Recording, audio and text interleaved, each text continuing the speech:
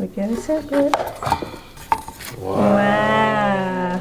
Hi everyone, I'm Christine. I recently moved here with my boyfriend Matt. We moved from our 1,500 square foot apartment to this 3,200 square foot house. And we are completely new to this. These little corners are the most fun, let me tell you guys. Little crevices. We thought that we would repaint the entirety of the interior of the house. And originally we were going to hire contractors, but my dad insisted on helping. How many houses have you painted? Enough. Enough? Rough estimate. 12, 10. I worked with them before. I worked for the other guy before. You used to paint, you actually paint like contract work? Yeah. Oh, really? Yeah. I didn't know that. You too small. Hi, Mom. It's a family affair. So we decided let's do it ourselves. That way, he was like, you're going to save a pretty penny, and you're also going to like how the outcome, the results better if you do it yourself. He pretty much won me over when he said that, and I was like, okay, let's do it. So I've got to say a big, big thank you to my dad, also to my family. I had uncles and cousins and my mom. They came and helped as much as they could too, and it really was quite the journey. We're painting the edges of the last room upstairs. Matt, are you over it? No. I think I've gotten pretty good at it. He has. I'm pretty over it, but at the beginning, I didn't think that choosing the paint shades would be so overwhelming. I was quite indecisive. We're gonna go through the house. If you haven't already seen our empty house tour, definitely check that out. You're gonna be able to see like every room. We're not gonna go to every room this time, but you're going to be able to see all the different shades, an example of it throughout the house. I'm going to share with you how we ended up deciding on the shades. Let's actually start upstairs because it's like a different vibe up there compared to down here, and I'll explain all of that as we go.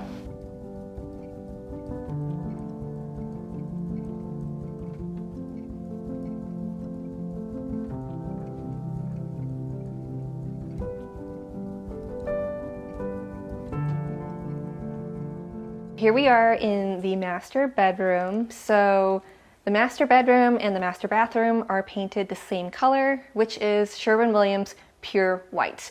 That color I had my eye on in the beginning, and I thought, you know what, I think that's going to be the color of all of our ceilings. So that's what we decided on. But I knew because we would be getting such a large quantity of that shade, I wanted to see how it would look in certain rooms as well. And I chose it because it is a brighter white. I personally like, you know, brighter shades because I like that light, airy feeling. And the thing with pure white is that it's a very neutral white. So you've got different undertones for all shades, including white. When I started, I didn't think that choosing white would be so challenging, but there are tons of different shades of white. Pure white, I just felt like would be a safer option, especially if you do like a white. It does have a high LRV, which is the light reflectance value, which is 84. And that's something that's actually kind of helpful to look at, even if you choose colors besides white. Because if, say, you're like working with a darker room, you might want to go with a higher LRV versus a lower one. So 0 would be like your blackest black, and up to 100 would be like your bright, blinding white. 84 is actually pretty bright. Take some time swatching. We absolutely did. So the top one is what? Pure white in a matte finish. From Sherwin-Williams. How does it feel to paint it on so far? About the same? The experience? Yeah, it's not too different. I mean, I think it maybe glides just a little bit more nicely. Just a little bit, you know what I mean? I got different types of samples, really was like experimental at this point.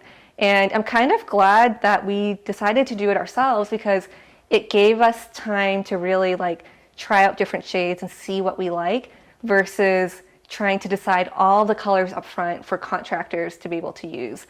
So that actually did take a bit of stress off. A couple of the colors that we swatched in here or that we tried out was Sherwin-Williams Pure White, Greek Villa, and Alabaster.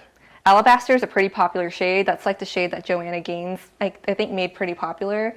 And in the end, I really wanted to go with Pure White because it is a neutral white. I knew we were going to have lots of it. Also, in terms of what you see in the bathroom with the gray cabinetry, I wanted a color that wouldn't compete with it or look a little odd with it. In here, in the bedroom, it's pretty much a blank canvas, so it really isn't clashing with anything. But you will notice that depending on, the type of artificial lighting you use, the type of sun exposure that comes into the room, whatever is like surrounding white walls especially, it's likely going to reflect because it is such a bright color. Behind me, you can see with the artificial light, we do spend like most of our evening or at night in this room. Otherwise, we're not in this room a ton. So we know that we're gonna have warmer light in here and it's gonna warm up the room.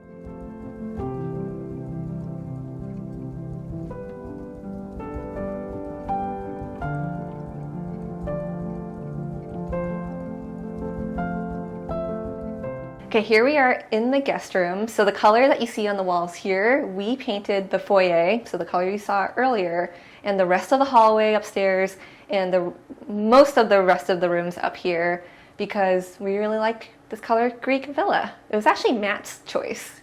He really liked the color. I really liked it too. Why did you like it so much? Well, because I have good taste, but also I just felt like because this was in more of the northern part of the home, it needed just a little bit more touch of warmth to kind of offset that cool tone of the light coming in, and it just seemed like it had enough kind of cream to it, but not too much to where it was overbearing. It's still a white, but it just has like that bit of warmth. Like you can actually see the contrast of it with pure white against the ceilings, which is really nice because you can see how pure white is more of a white and very neutral compared to Greek Villa, which has the warmth that we want, but it doesn't pull too yellow. And I definitely wanted to share why we went with Sherwin-Williams because some of you guys were asking me about this over on Instagram. So why we went with Sherwin-Williams is because we knew that in terms of quality amongst the different paint brands, that it sat somewhere in the middle. And we thought this is our first time doing this, and I was becoming more and more acquainted with Sherwin-Williams paint shades, so it just felt like the way to go. And we initially hit up a Sherwin-Williams store, and then we thought, why don't we check out Lowe's? Because they do carry Sherwin-Williams, but it's their HGTV home line. So the formulation is a bit different, but we really wanted to see if there was going to be a difference in quality. Would we be able to visibly see a difference? How would the application be? And honestly, we had no issues. We were getting lots of paint, so we're like 5-gallon jugs of paint. So it did end up being the more economical route because we noticed that like we saved some money than if we were to buy all of our paint from Sherwin-Williams. So that's why we went with Sherwin-Williams paint. I don't know that I mentioned, but we went with either a matte or eggshell finish for all of the walls just to keep it simple, keep it consistent.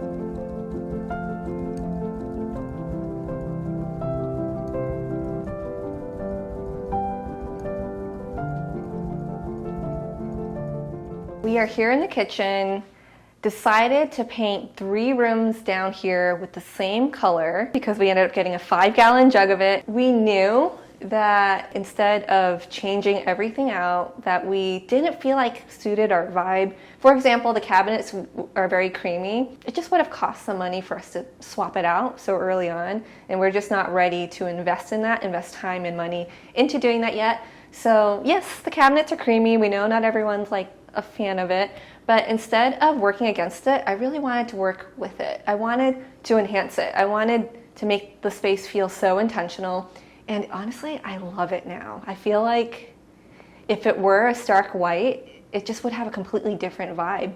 Do you like it, Matt? Because it's kind of really grown on us. It's grown. It really, really has. So the color we went with down here is creamed white from the Sherwin-Williams HGTV home line at Lowe's. I'm going to show you guys a few different colors so that we can compare because it's just going to make more sense. This actually took quite a bit of time for me to decide on because I wanted to take everything into account, right? Not just the cabinetry, but also the countertops and the rooms surrounding it and the type of lighting that comes in. And initially, we thought, well, Greek Villa has enough warmth to it, right? But it ended up being too light and actually made the cabinets look a bit dingy and yellowy. And that was definitely not the plan. We wanted to make sure that the walls weren't lighter and brighter than the cabinets.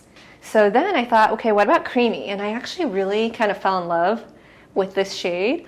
I was like, you know what, maybe we've got to go for it. I even got the larger peel and stick samples, and creamy was one of the shades, but then I grabbed some more paint chips and compared. And if you look at the two side by side, you'll see that creamy is quite a bit lighter than creamed white. And I'm so glad that I found creamed white, because had I gone with creamy, the cabinets would have looked darker than the walls. This worked out so beautifully. We went with it for the room right across from here, as well as the media room. I think another thing to also keep in mind is, yeah, the paint color can really set the tone for the room, but the way you furnish it, the way you design it, will complete the story, will complete the color story. And I think we're gonna have so much fun with that. And it's just been a real joy to cook in this kitchen, right, Matt? Oh yeah, definitely. Okay, so we've got one room left. It is not a white color. It is not a cream color. It's not an off-white color. So I thought we would save that one to last. Wow.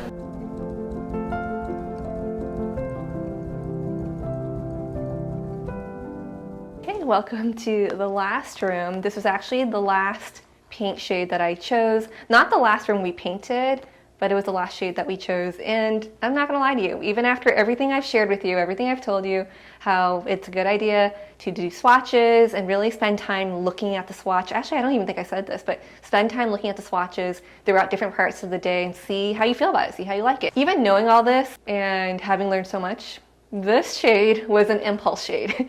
We walked into a Sherwin-Williams store, and here's a fun tip, because we had extra cans of paint, because we did buy some 1-gallon paints. We had some extra cans of pure white, and we asked them, can you like tint this or turn it into a different shade? And typically you want to give them a shade that's not already tinted so that you can get the truest color. But they said they would be able to come pretty close to the shade that you see on the walls here, which is likable sand.